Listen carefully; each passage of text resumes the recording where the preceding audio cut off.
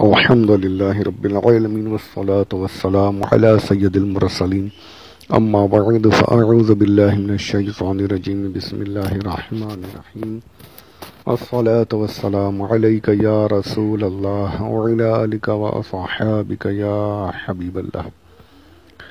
السلام علیکم ورحمۃ اللہ وبرکاتہ۔ پارہ پہلا الف لام میم، سورہ دوسری البقرہ، آیت نمبر 40۔ آیت پاک کی تفسیر مکمل ہو چکی ہے۔ یہاں پر کچھ فوائد عرض کرنے کی کوشش کرتا ہوں جو اس آیت پاک سے مسائل اور فوائد حاصل ہو رہے ہیں۔ تفسیر نعیمی جلد اول صفحہ نمبر 329، والیوم 1، پیج نمبر 329۔ سب سے پہلے تو یہ ثابت ہو گیا کہ اللہ عز و جل کی نعمتوں کا ذکر کرتے رہنا چاہیے، چرچا کرنا چاہیے، شکر ادا کرنا چاہیے۔ تو میں نے پیچھے بھی عرض کیا کہ ہمارے آقا صلی اللہ علیہ وآلہ وسلم اللہ عز و جل کی سب سے بڑی نعمت ہیں، اور ان کی آمد کا ذکر کرنا یہ اس آیت پاک سے ثابت ہے، یعنی محفل میلاد کا انعقاد کرنا یہ بالکل جائز ہے اور قرآن کے حکم کے مطابق ہے۔ ہاں، یہ ضرور ہے کہ کوئی ناجائز بات اس میں نہ ہو۔ جلوس بھی نکالا جا سکتا ہے، یہ بھی جائز ہے، سجانا بھی جائز ہے، پر یہ جلوس میں اگر کچھ آج کل جس طرح ڈی جے اور یہ سب ناچ گانا، یہ بالکل بھی کسی صورت جائز نہیں ہے، یہ حرام ہے۔ حضور صلی اللہ علیہ وآلہ وسلم کے نام کو لے کر کے آپ حرام کام کرو تو یہ تو کوئی سنی عالم، کوئی اہل سنت کا عالم اسے کہیں بھی جائز نہیں کہتا۔ درگاہوں پر عرس کرنا بالکل جائز، یہ ان اولیاء کرام کی آمد اور ان کی ذکر، ان کے سوانح حیات کو بیان کرنا، ان کی زندگی کو لوگوں کے سامنے رکھنا، ان کی تعلیمات کو عام کرنا بالکل جائز۔ لیکن وہیں پر اگر ناچ کی محفلیں ہو رہی ہیں، عورتیں قوالیاں گا رہی ہیں، قوالیاں میں الٹے سیدھے اشعار پڑھے جا رہے ہیں، یہ ساری چیزیں جو قوالی بھی جو آج بالکل ہے ہی نہیں، جائز جواز کی صورت نہیں۔ اہل سنت ان تمام اعمال سے اہل سنت نے اپنی برات کا اظہار کیا، ہم اسے نہیں مانتے۔ مسلک اعلی حضرت ان چیزوں کو نہیں مانتا۔ اور سب ضرور منایا جائے گا لیکن شریعت کے دائرے میں۔ تو کہنے کا مطلب یہ ہے کہ کسی ناجائز چیز کے آ جانے سے کوئی جائز چیز، جائز عمل ناجائز نہیں ہو جاتا۔ آپ دیکھیں تو کعبۃ اللہ، جو کعبہ جو ہے جس کی طرف ہم سجدے کرتے ہیں، اس کعبۃ اللہ میں 360 بت رکھے ہوئے تھے۔ جب فتح مکہ ہوئی تو میرے آقا صلی اللہ علیہ وآلہ وسلم نے کعبۃ اللہ کو نہیں ڈھایا، کعبہ گرا تو اس میں بت رکھے نہیں، کعبۃ اللہ سے بتوں کو باہر نکالا، کفر و شرک کو باہر نکالا اور اس کی تقدیس، اس کی عظمت کو قائم رکھا۔ کعبۃ اللہ آج تک ہمارے لیے قبلہ بنا ہوا ہے۔ تو یہیں سے ثابت ہو گیا کہ کسی جائز کام میں، جائز چیز میں، جائز عمل میں کوئی ناجائز چیز اگر داخل ہو جائے تو اس ناجائز کو ختم کیا جائے گا، نہ کہ اس جائز کام کو بھی ناجائز کہہ دیں گے۔ نہیں، یہ نہیں ہوگا۔ بمبئی میں تو خیر ہم نہیں دیکھتے، گاؤں دیہاتوں وغیرہ میں ہوتا ہے کہ مسجدوں میں کتے وغیرہ گھس جاتے ہیں کبھی کبھی۔ تو اب کتا گھس گیا تو کیا آپ مسجد کو توڑ دو گے؟ نہیں، آپ کتے کو بھگاؤ گے، کتے کو باہر نکالو گے۔ تو ناجائز چیز میں ناجائز عمل اگر گھس جائے تو اس عمل کو ختم کیا جائے گا۔ ناچ گانا حرام۔ اب شادیوں میں اب سب دیکھتے ہیں ناچ گانا ہوتا ہی ہے، ہمارے یہاں بمبئی وغیرہ میں اور بھی جگہوں پر ہوتا ہوگا۔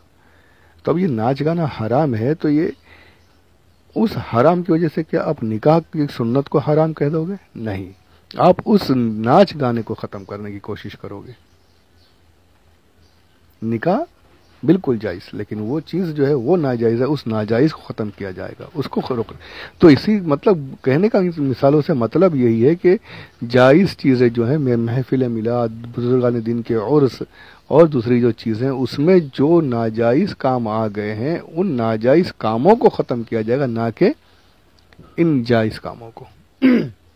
یہ سارے جائز کام، یہ ساری چیزیں قرآن پاک کی آیت یہاں پر جو ہے اللہ کی نعمتوں کا ذکر کرو، اس میں ان سے ثابت ہے ان کا ذکر کرنا، ان کو یاد کرنا، ان کا چرچا کرنا نعمتوں کا، یہ قرآن کی تعلیم کے عین مطابق ہے۔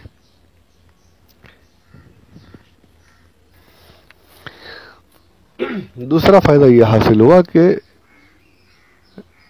نعمتوں کا شکر ادا کرنا بھی ضروری، اسی طریقے سے وعدہ پورا کرنا بھی ضروری۔ اس کی تفصیل میں نے پیچھے عرض کی، جو اس آیت پاک کی ایک حصے میں جس کا ذکر فرمایا،